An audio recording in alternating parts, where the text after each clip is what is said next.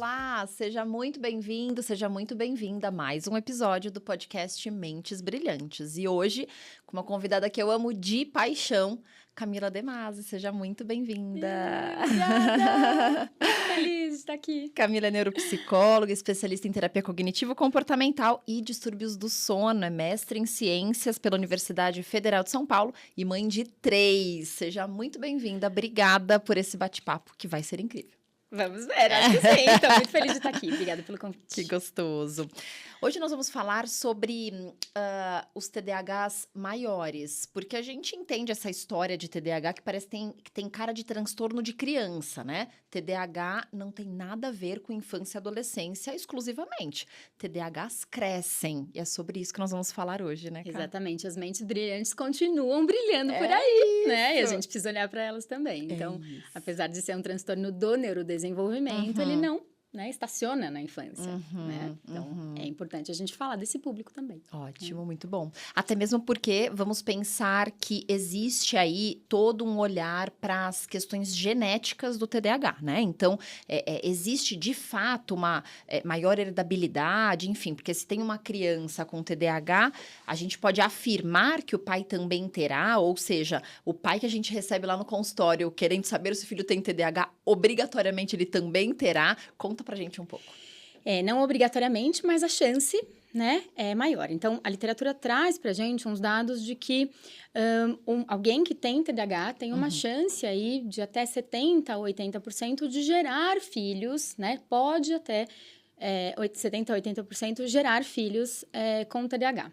E quando a gente tem um casal, né, em que um dos dois tem TDAH, essa chance ela vai até 50%. Então, quando a gente tem uma criança TDAH, a gente tem 50% de chance, né, de um desses pais também ter o transtorno, né? O que a gente percebe na prática clínica, pelo menos eu percebo, né, é que muitas vezes quando a gente recebe a criança, nem sempre esse pai sabe, né, que ele tem também. Alguns já sabem, né, mas nem sempre sabem. Mas quando a gente faz esse olhar para os pais, né, ou até para outras pessoas da família, a gente encontra esse fator da herdabilidade, né?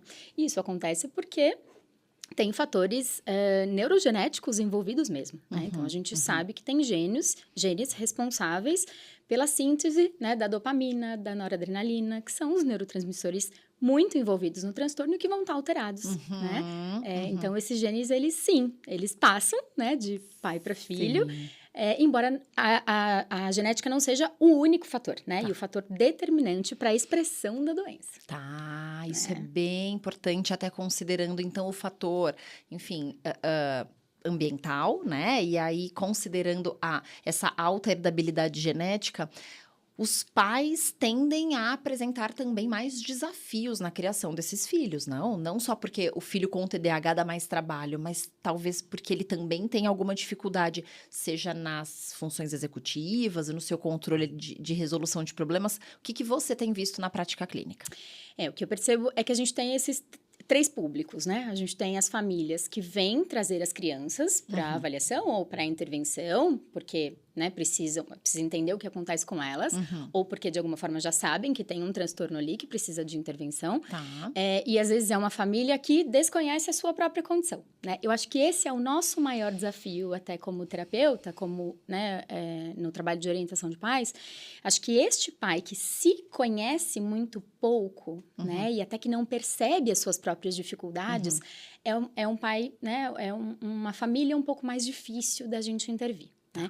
A gente tem um outro grupo, que são os pais que, de alguma forma, já conhecem a sua própria dificuldade, já sabem, né, que tem o transtorno, e aí isso abre a possibilidade de uma investigação, inclusive, né, acontecer mais cedo, quando começa a ver ali algum sintoma, alguma dificuldade na criança, eu tenho TDAH, será que meu filho tem também? Né? E aí é um outro lado que a gente também precisa cuidar para que não tenha uma ansiedade, né? Será que meu filho tem, já que eu tenho? Qual é a chance disso acontecer? Né? Então, acho que é um outro público. E tem um público que, de alguma forma, conhece a sua dificuldade, embora ainda não tenha nome, né? Mas são famílias que recebem muito bem, né? Quando a gente sugere que os pais talvez também estejam dentro da condição. E aí eu acho que são famílias que têm um prognóstico muito interessante para a intervenção, porque de alguma forma se percebem também dentro das dificuldades, né? de controle inibitório, de regulação emocional. E acho que o nosso grande objetivo ali na intervenção com essas famílias, né? E aí entendendo que a criança e o adolescente TDAH, que vai se tornar um adulto TDAH, a intervenção não é sobre ele exclusivamente, né? Mas é sobre todo mundo que envolve a vida dele. E quando a gente tem essa abertura, né? Esses pais que de alguma forma também começam a se compreender, a gente tem um prognóstico, né, muito melhor. E aí, este grupo, né, eu acho que se abre, né, também para perceber as próprias dificuldades, funciona muito bem, mediante intervenção. Tá. Mas as questões, eu acho que envolvem esta relação, né, são as principais dificuldades. Então, a regulação emocional, os TDAHs adultos, né? Então, esses pais que, de alguma forma, apresentaram ao longo da vida uma grande dificuldade de ter uma rotina ajustada, né? De ter uma agenda ajustada, né? De alguma forma, não conseguiu criar recursos e estratégias de enfrentamento funcionais, né? Para lidar com as suas questões. Sobreviveram, né? Né? Então, assim, a chance de uma família que tem um TDAH não tratado, né, reproduzir os aspectos disfuncionais da vida do adulto na vida da criança são enormes. Sim. Até porque das principais vias de aprendizagem é a modelação. Né? Então, as crianças vão também aprendendo e se moldando, né, em função dos comportamentos disfuncionais desse adulto TDAH. Né? Eu até ia te perguntar sobre essa questão enfim, de modelos e de como esses pais podem ajudar os filhos, mas eu acho que você entra num assunto bem interessante, que uma vez que um pai ou uma mãe está ali dentro dos critérios diagnósticos para o TDAH, só que foi um TDAH não tratado, eu não sei se esse pai e essa mãe têm recursos para modelar tarefas executivas, né? Então, ser pai e ser mãe, acho que é uma das tarefas mais executivas que mais exige da gente essa função executiva ativa e bem aprimorada. O que você tem percebido, inclusive, de prognóstico dessas crianças e dessas famílias como um todo?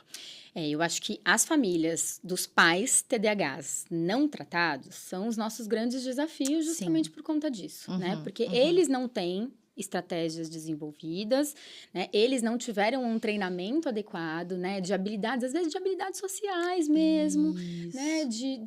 Mesmo das habilidades cognitivas, de recursos compensatórios, né? Então, são pessoas que... E aí eu acho que vem um lado... das crenças mesmo, né? Aquele TDAH não tratado que sobreviveu, né?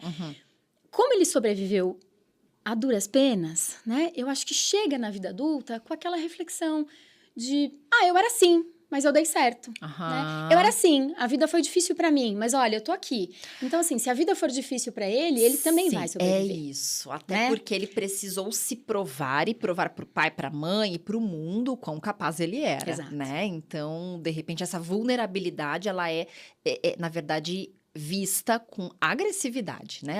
Ela é, de alguma forma, passada com agressividade, né? E esse exercício, né? A maternidade e a paternidade é um grande exercício executivo para todos nós, TDAHs ou não. A gente tem que gerir muitas demandas, né? E aí você pensa, esse adulto que tem uma fragilidade ali de lidar com a própria agenda, né, de lidar com a própria vida, de lidar com a própria regulação, né, das suas emoções, ter que fazer isso em dobro, porque a gente faz isso para os filhos. A gente gere a agenda, né, a gente gere as emoções, a gente, de alguma forma, ensina a controlar a impulsividade. Então, assim, quando eu tenho um adulto não tratado, né, o prognóstico para a criança ele é mais difícil? Sim. Agora, quando eu tenho um adulto não tratado e que, de alguma forma, não está aberto porque as durezas da vida fizeram ele se defender desta forma, eu acho que aí a gente tem, né, um terreno muito espinhoso e um prognóstico pior. E crianças que precisam, né, de ainda mais cuidados, né? Porque fica nesse terreno muito vulnerável mesmo, né? De pais mais agressivos, mais irritadiços, né? Mais desorganizados e aí estilos parentais muito disfuncionais, né? Que vão desorganizando todo um sistema ali, né? Que a criança vai ficando realmente num lugar muito ruim. Na mentoria de pais com filhos com TDAH, é uma mentoria que eu faço com apenas 10 famílias, porque eu preciso acompanhá-las, enfim, muito de perto, né? E toda semana tem tarefa de casa, eles precisam me prestar contas, enfim, aquilo que eles cobram dos filhos, eu que cobro deles. E tudo começa com essa psicoeducação do transtorno, mas também essa identificação dos próprios prejuízos. Eu só vou começar a dar estratégias de regulação, estratégias de organização, de construção de rotina, enfim, a partir do 5º encontro. Do 5º encontro de 8. Eu passo 4 encontros ensinando sobre TDAH, ensinando a se autoconhecer, ensinando sobre manejo consigo. Porque não vai adiantar eu dar a receita do bolo se ele não tem a tigela e a colher adequada. Ele não vai dar conta disso, né? Então, eu tenho também percebido enfim, na vida clínica, assim como você, essa dificuldade, na verdade, das crianças que têm pais possivelmente também TDAHs não diagnosticados. E se diagnosticados, não tratados, né? Muitas vezes, eu acho que isso acontece também com você, ali no momento da avaliação neuropsicológica, na anamnese. Tem antecedentes familiares? Alguém na família tem TDAH? Olha, diagnosticado não, mas eu sou um pouco desatento. Olha, eu sou um pouco impulsiva. Eu me identifico com alguns comportamentos. Isso é muito comum, né? Ou assim, a mãe fala, e ele é. Ele é! Né? É o mais comum, inclusive. Né? Ela fala que eu sou. Né? Então, assim, por quê? Porque é nas relações que as dificuldades aparecem, né? E no casamento aparecem também. Então, isso aparece muito na nossa vida, né? Na anamnese, nesse momento de acolher das famílias e de entender. Agora, não é porque eu tenho pais ali, ou um dos pais, né, TDAH, e que também não foi tratado, que necessariamente a gente não tem o que fazer, né? Muito pelo contrário, porque tem um outro perfil, né?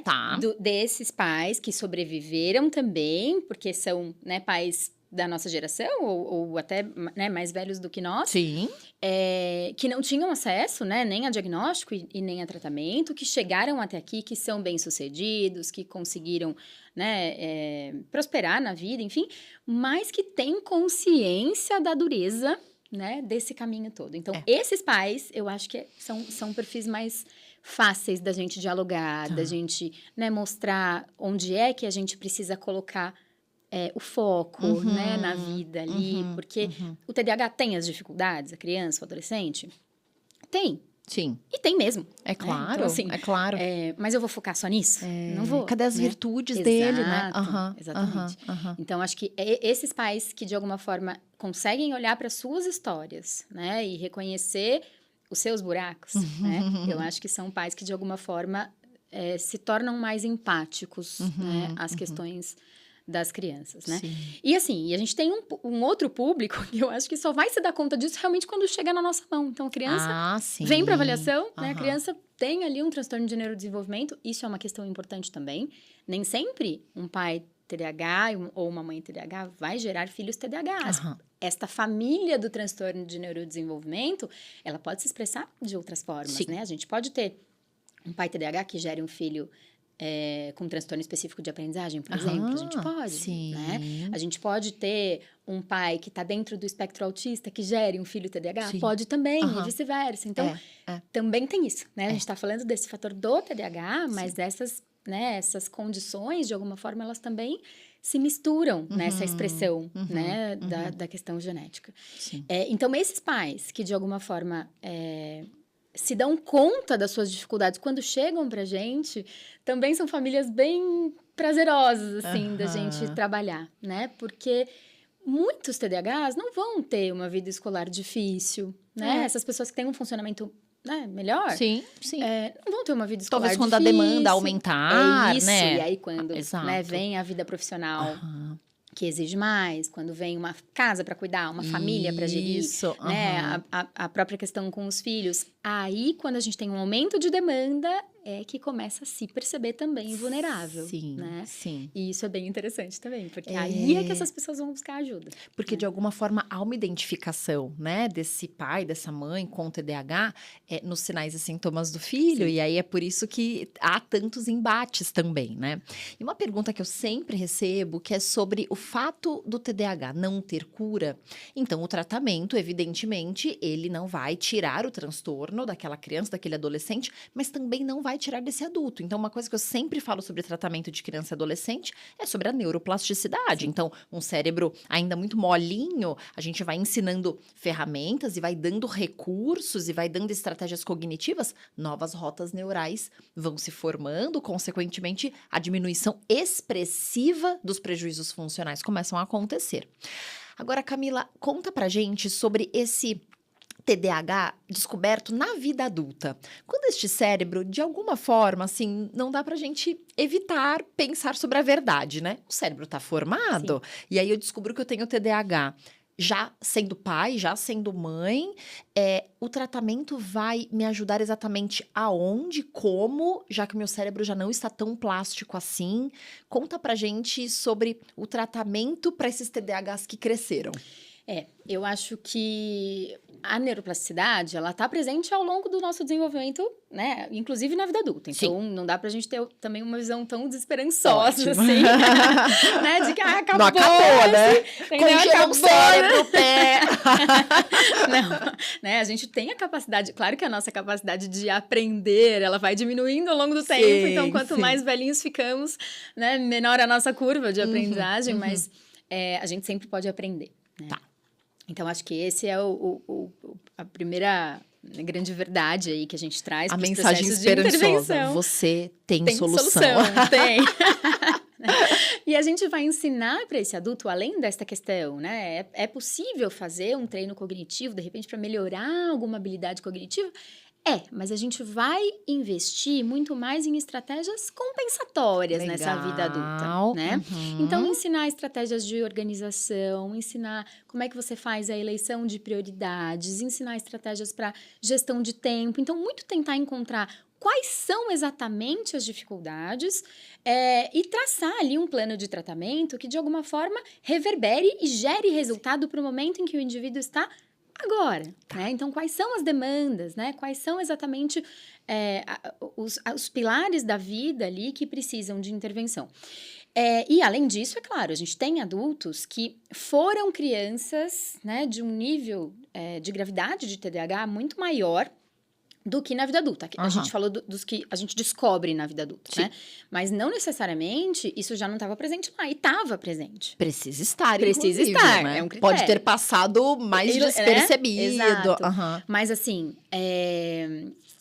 a gente, né, de alguma forma, vai entender no momento presente quais são esses prejuízos. E se a gente entender que ainda existe uma necessidade ali de um ajuste medicamentoso, isso pode ser feito, né?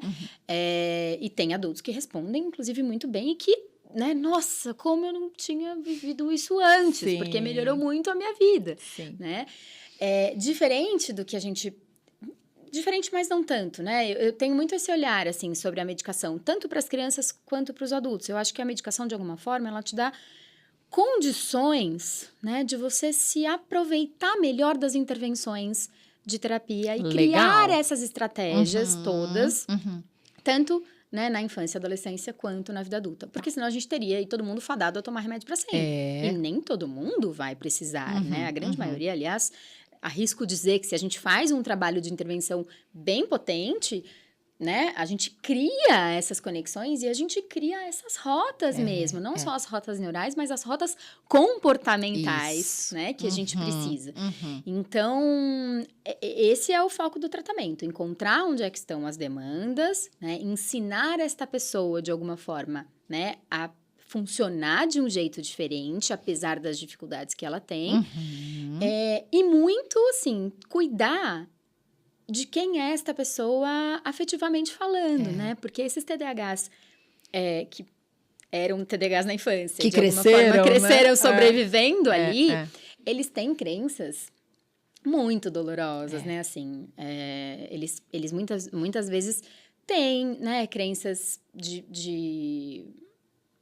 desvalia, né? De entender que, de alguma forma, ou eles precisam se esforçar muito, muito, muito, muito para ser capaz de alguma coisa, né? A gente tem estratégias compensatórias mesmo, como o perfeccionismo, né? E aí começam as comorbidades. Então, É comum a gente encontrar pacientes com grau de perfeccionismo, um aspecto de personalidade mesmo, de perfeccionismo, que vai se enrijecendo ali ao longo do desenvolvimento para reparar uma dificuldade que já estava ali. Sim. Né? Então, Sim. cuidar disso também, né? Do quanto esses aspectos afetivos, psicológicos, né, vão se construindo ao longo da vida e que esses pacientes chegam para a gente lotados, né, desses pensamentos distorcidos sobre eles e sobre o mundo, né, e o quanto que a gente pode ajudar nisso também. E criando filhos com dor, né? Eu crio meu filho, eu crio minha filha, mas cheio das minhas próprias dores, né? Talvez essa busca por autoconhecimento vai levando à cura, não do TDAH, mas das dores que esse TDAH lá na infância, que não foi diagnosticado, consequentemente não tratado, acabou gerando, né? Exatamente. Então, esse cérebro, ele está pronto para aprender ferramentas sempre, né, a Camila? qualquer momento. Tá bom, muito bom, muito bom. Esse é um assunto, TDAH, os TDAHs crescem, esse é um assunto que dá muito pano pra manga, porque vem comorbidades, vem uma ansiedade junto, vem um olhar mais deprimido, porque eu não acredito em mim, nem no meu potencial, enfim.